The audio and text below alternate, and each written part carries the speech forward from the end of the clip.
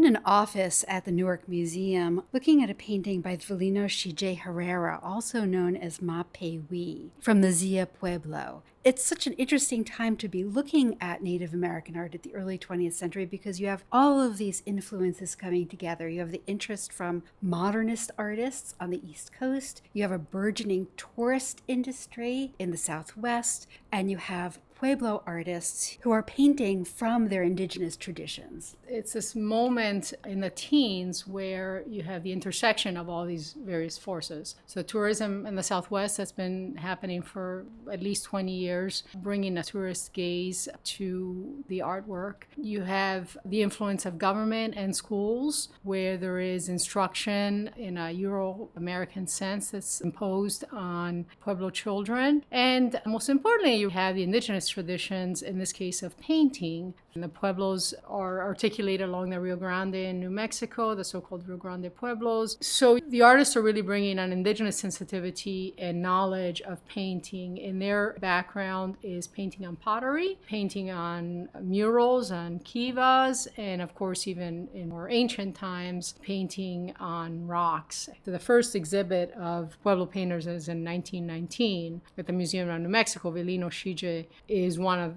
that first core group, along with Fred Caboti and then also Awatsire. And they're the painters that formulate this genre of watercolor painting on paper, which is European tradition of painting, but connecting with their own traditions. So what I'm seeing looks like a landscape with a sky with very stylized clouds, a tree in the center, birds in the sky, a sense of movement to some of the birds. The one who seems to be a raptor chasing another bird. Some of the birds appear more stylized, more like symbols. And then we seem to have a ground line with forms that look architectural. And below that, birds that seem to be floating in the water and a horned snake and flowers that grow out of the water. Velino is constructing a very modern and decorative landscape populated with all kinds of birds, which are very important in Pueblo world and cosmology. Birds have a lot of significance. Broadly speaking, bird feathers are used for prayers and prayer sticks, and specific bird feathers and specific birds have specific meanings in terms of their seasonality, their territoriality. Are they migrating birds? Are they standing water birds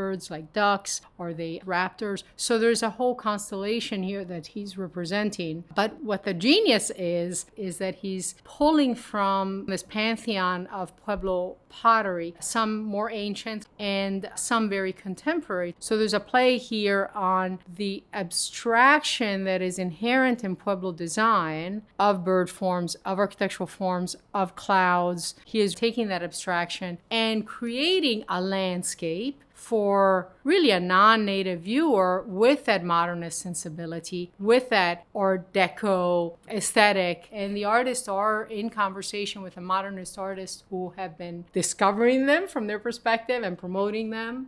This is a moment, too, when those modernist artists, people like Marston Hartley and John Sloan, are also working to protect the rights of the Puebloan people. Amelia Elizabeth White, who owned this piece along with many other Pueblo paintings, was very much involved in this Indian Rights Association that was working to let outsiders, like people in New York City, know about what was going on in the Southwest in terms of the expropriation of native land and other impinging on indigenous rights. And modernist artists really find points of aesthetic connection with these various Pueblo artistic expressions, and they champion these artists.